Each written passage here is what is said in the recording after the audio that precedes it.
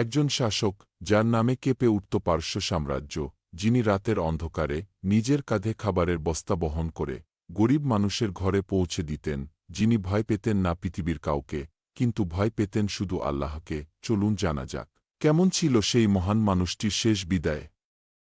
আজ আমরা শুনব ইসলামের দ্বিতীয় খলিফা উমর বিন খাত্তাব এর শাহাদাতের হৃদয়বিদারক ঘটনা। আততায়ীর নাম ছিল আবু লুলু, সে ছিল এক পারস্য দাস। তার হৃদয়ে মুসলমানদের প্রতি জমেছিল ভয়ঙ্কর ঘৃণা।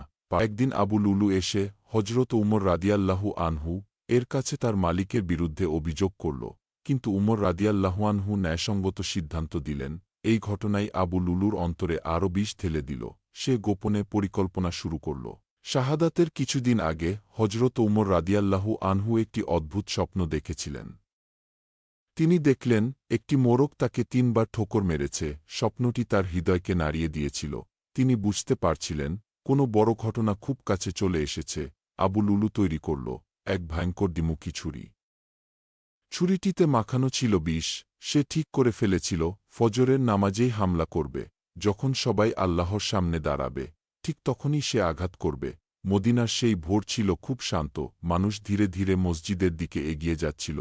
ফজরের আজান ভেসে আসছিল বাতাসে। কেউ জানত না, এই সকাল ইতিহাসের সবচেয়ে বেদনাদায়ক সকাল হতে যাচ্ছে। হজরত উমর রাদিয়াল্লাহু আনহু দাঁড়ালেন। তিনি তাকবীর দিলেন, আল্লাহু আকবার। সবাই গভীর মনোযোগে নামাজ পড়ছিল। ঠিক তখনই অন্ধকারের ভেতর থেকে ছুটে এলো আবু লুলু।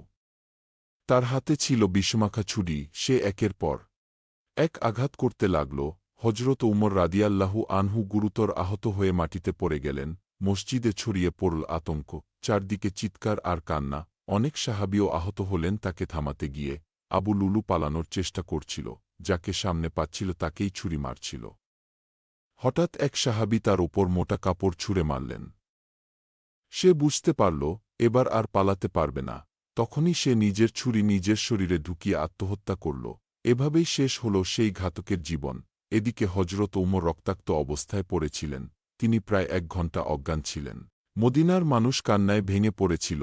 কেউ বিশ্বাস করতে পারছিল না, ইসলামের সেই শক্তিশালী নেতা আজ মৃত্যুর সঙ্গে লড়ছেন। ১ ঘণ্টা পর ধীরে ধীরে তার জ্ঞান ফিরল। কিন্তু জ্ঞান ফিরেই তিনি প্রথমে জিজ্ঞেস করলেন, মানুষ কি নামাজ শেষ করেছে? সাহাবীরা বললেন, হ্যাঁ, শেষ হয়েছে। তখন উমর রাদিয়াল্লাহু আনহু বললেন, যে ব্যক্তি নামাজ ছেড়ে দেয়, ইসলামে তার কোনো অংশ নেই। মৃত্যুর মুহূর্তেও তার চিন্তা ছিল নামাজ। তার অবস্থা বোঝার জন্য তাকে দুধ পান করানো হল। কিন্তু দুধ তার পেটের ক্ষত দিয়ে বের হয়ে এল। সবাই বুঝল, আঘাত ছিল মারাত্মক। মদিনার আকাশ যেন ভারী হয়ে উঠল। মৃত্যুর আগ মুহূর্তে উমর রাদিয়াল্লাহু আনহু তার ছেলেকে বললেন, যাও, আয়েশা বিনতে আবু বকর এর কাছে অনুমতি চাও। আমি কি রাসূলুল্লাহ সাল্লাল্লাহু আলাইহি ওয়াসাল্লাম এবং আবু বকর রাদিয়াল্লাহু আনহু এর পাশে দাফন হতে পারি? আয়েশা রাদিয়াল্লাহু আনহা কাঁদতে কাঁদতে অনুমতি দিলেন। অবশেষে সেই মুহূর্ত এল। ন্যায়ের প্রতীক, গরিব মানুষের বন্ধু, ইসলামের মহান খলিফা উমর ফারুক রাদিয়াল্লাহু আনহু এই দুনিয়া ছেড়ে চলে গেলেন। মদিনা সেদিন কেঁদেছিল।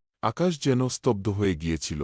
আজও ইতিহাস সাক্ষী, ক্ষমতা মানুষকে মহান বানায় না, আল্লাহভীতি, ন্যায়বিচার আর মানুষের প্রতি ভালোবাসাই একজন মানুষকে অমর করে রাখে। প্রিয় দর্শক, সাহাবীদের জীবনী থেকে শিক্ষা নিতে লাইফস্টাইল 24 চ্যানেলটি সাবস্ক্রাইব করে পাশে থাকুন। জাযাকাল্লাহু।